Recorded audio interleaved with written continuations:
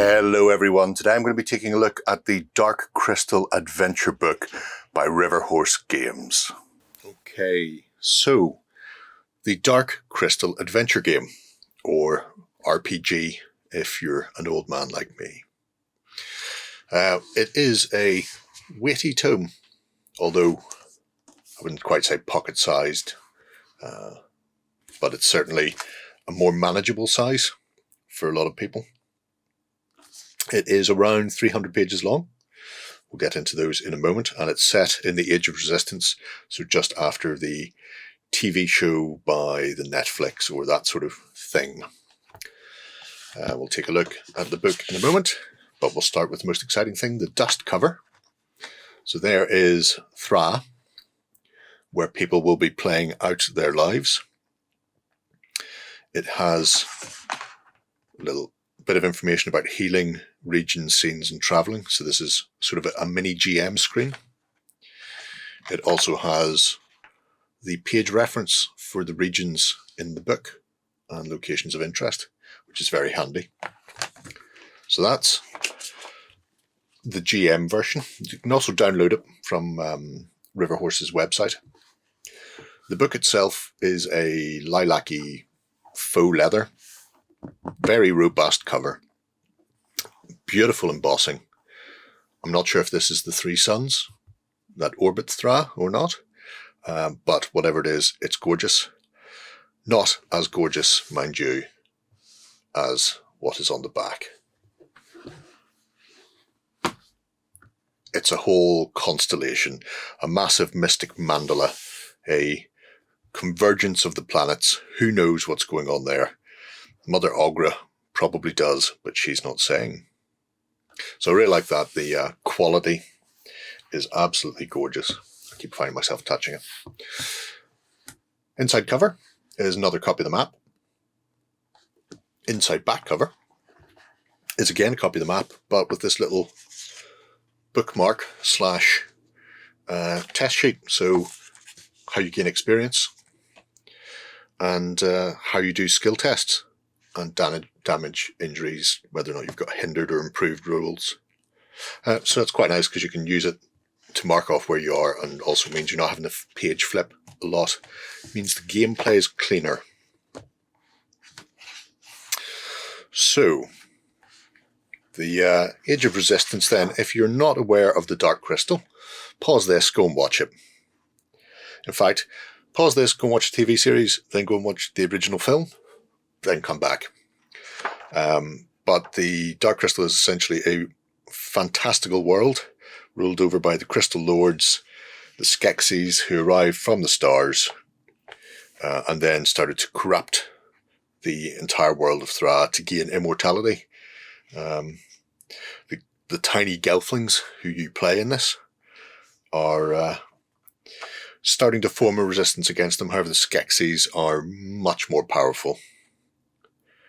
So there we have the laws of Thra, are the laws of life itself, from the smallest grub to Leviathan of the deep. It is hubris alone that rages against these bonds, no matter the struggle. Judgment is all the same. The book is absolutely beautifully illustrated.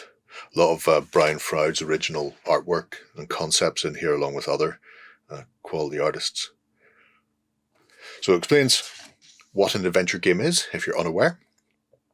Also, we have running quotes from both the film and TV series, like the classic from the Chamberlain, which is about on par for the Chamberlain. What you need: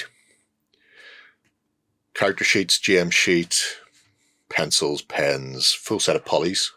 Don't always need them, but they're handy to have. Well, you will need them, just not all the time. Let's put it like that. They're not handy to have, they're necessary.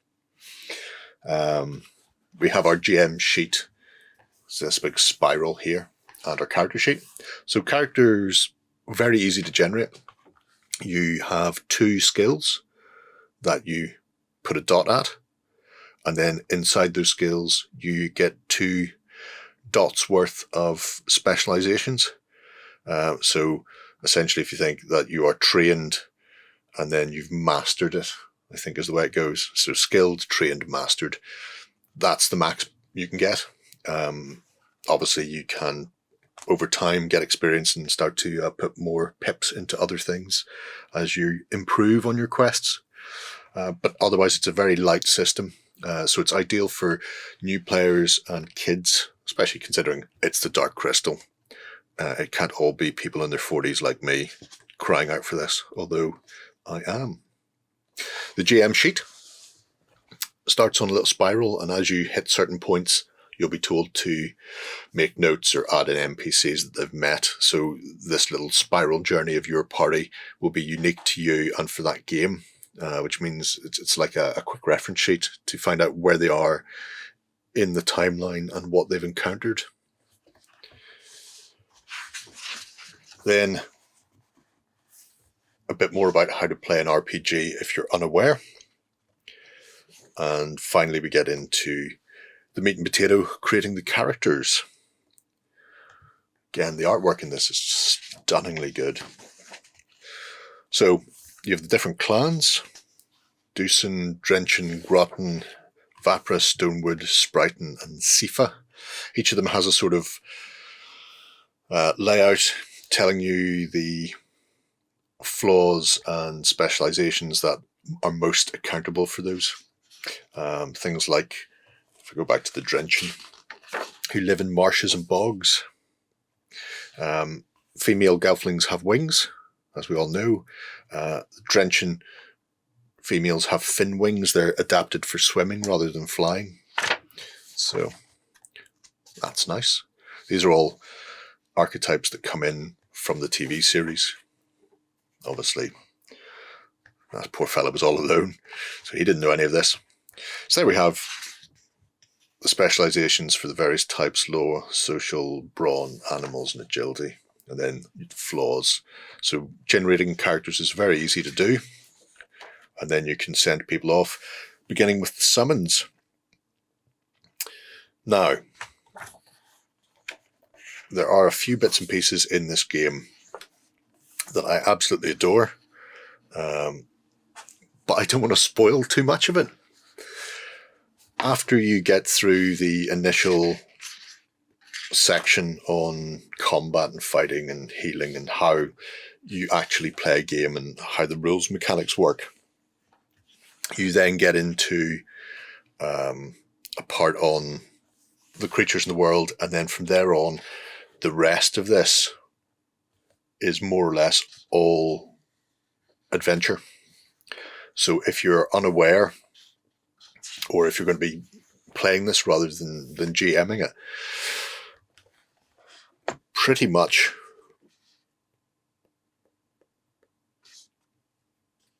it's probably not. There's a bit of a bestiary at the back, which I need to skip. There we go. That. So from page 49 to page 249 is the story that you can play out, and each piece links on from one to the other. So if I go through this, it will spoil bits. I am still going to go through and pick out a few things that are interesting. Not specifically because of the encounter itself, but because of the way the book is laid out. So you have things like this, expanded pages for one adventure.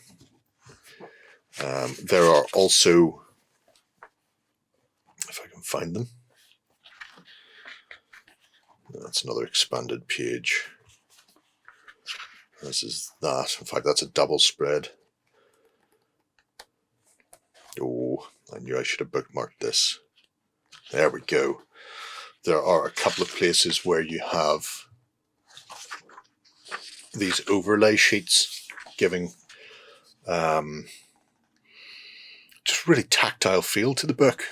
Being able to work out, here's how the trap mechanic works through this to run the gauntlet.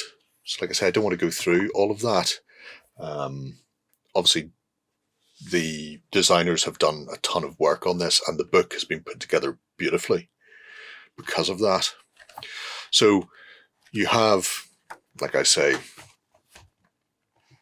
100+ pages of adventure. Each double page is one part, one scenario, if you want to play through.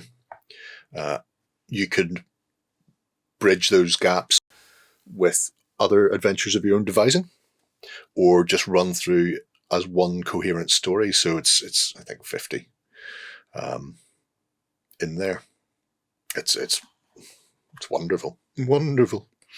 Anyway, towards the end, we get then a toolkit to help you build on this. Whether it's equipment that you can get, extra gear, some of the creatures of Thra you'll run into, like the Arathim, who probably not long before this world, or some of the more larger and bigger, fiercer things like the Garthim and the Giga Garthim and the Proto Garthams. It's an absolute gorgeous book. Anybody who's into fae and fairies and whimsy and that sort of thing, Brian Froud obviously did the Labyrinth as well. After this, I think this came first. But Dark Crystal was sort of much maligned when it came out because it was very dark and grim, and they were hoping for something more Muppet Showy. Likewise, I think the TV series, I'm not sure, I don't think it's getting another series, but the first season was a complete story and sets up the Age of Resistance very well. These pictures are all taken from the TV series, although we do get some film stills later on. But it's a truly diverse world that Jim Henson and Brian Froud put together to make this. And I believe Jack Caesar did the rules and Janet Forbes wrote the adventure, which is absolutely delightful. And there's so many intricacies in it. I would love to just flick through the book, but it would spoil so much. If you're interested in the Dark Crystal in any way, shape or form, and you're a gamer, you should pick this up. If you're interested in starting role-playing, especially with kids, the Dark Crystal's a good one to go for because it's a very simple world, and it has that TV series to give a good grounding in. It's nice to be able to just sit down, watch that, and then go, would you like to play there? And then just let them sort of go from that point onwards. I thoroughly love this game. I'm a big fan of the Dark Crystal world anyway. We have a playthrough video coming, so keep your eye for that in the next couple of weeks. Jack ran us through an adventure, and you can see how this plays out. I was having the time of my life. But that's enough of that. The Dark Crystal adventure game from Riverhorse. So there we have it. If you are a fan of the Dark Crystal, it's definitely worth picking up. If you're interested in getting into RPGs for the first time, I'd heartily recommend grabbing this, especially as introduction for kids. It's just a fantastic book all round. Let me know what you think below, folks. I'm going to move on. Bye-bye. Go ahead and check out our other content on screen now. And while you're at it, why not hit subscribe and remember to ding our dong. Go on, you know you want to click it. Go on.